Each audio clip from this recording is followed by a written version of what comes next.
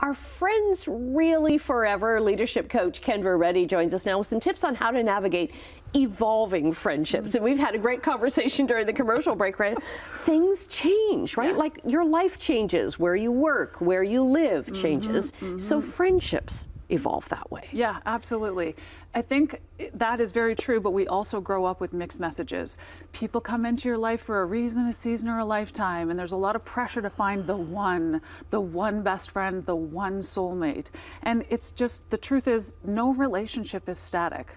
People need connection and they need space. Yeah. And we go through different milestones and life stages. We move, we get married, we have kids, we take jobs. So it's totally unrealistic to think we're all going to grow at the same time, in the same direction, at the same pace.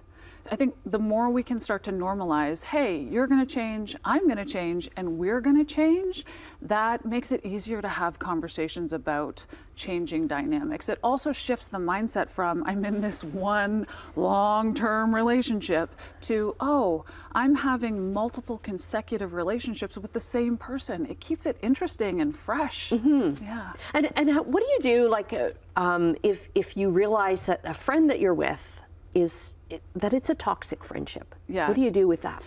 Like maybe your gut tells you, you know what, I am just not having fun with this person anymore. I think communication and boundaries are key. In marriage, we take vows for better, for worse, in sickness and in health, for, till death do us part. It's very explicit. We don't take vows in our friendship about when is this going to end? How are we going to? Or if it ends, what do we do? Exactly. How are we going to do this? And so I think it's totally normal to have people ebb and flow in and out of your life. The more we can communicate that, hey, I'm going through some things right now. I might not be as available as I once was. The more we're willing to be open and honest in the moment, even when it's uncomfortable, especially with someone who's kind of toxic. That in that moment is when the relationship stretches and grows and it becomes more resilient. And at least then it's clear. All human beings want is clarity, certainty, and closure. And if we don't get those, then our mind starts to make up worst case scenarios. So it's uncomfortable to have those conversations, but it's so important for everyone's peace of mind. So it's a good idea to tell them that, I'm going to step up, or do you just not set up another dinner or not set up another coffee date kind of thing? It's just like, oh, well, we'll see. Yeah, we're not here to place blame or to accuse people. I actually think it's a real self-mastery and a real self-leadership skill to take responsibility for your own boundaries and who you want to surround yourself with. And so being willing to have a conversation about where you're at. I'm noticing I'm a little more busy these days. I'm noticing that I need to push this coffee out. I don't think what we should do is sit someone down and go, well, I think you're really toxic, so I don't want to be friends with you anymore. Because it's going to get immediately, ugly. Yes. you go on the defensive. And so it's kind of like the neutral place. The friendship is in the middle of it. And so listen, this has been great. I got to put you on ice for a minute.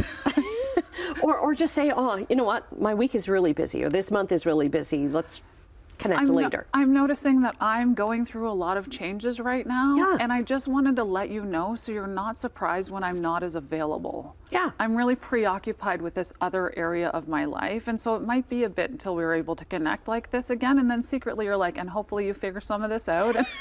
We can grow back together again. I like that ebbing and flowing, because there are friends, like I've got friends that maybe I don't see them for a couple of months, but yet we get together again and it's just like no time passed at all. Yeah, I have the same.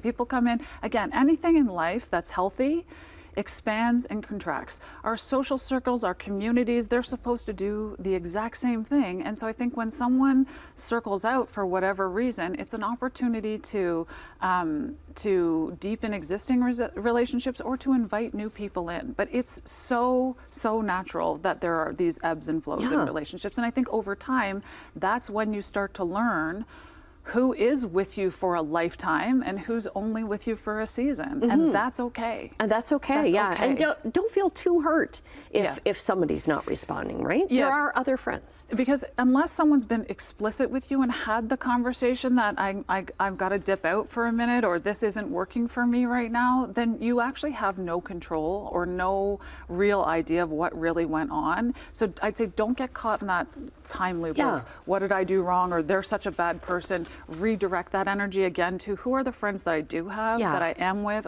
and who do I want to invite in to fill this new vacancy? Okay.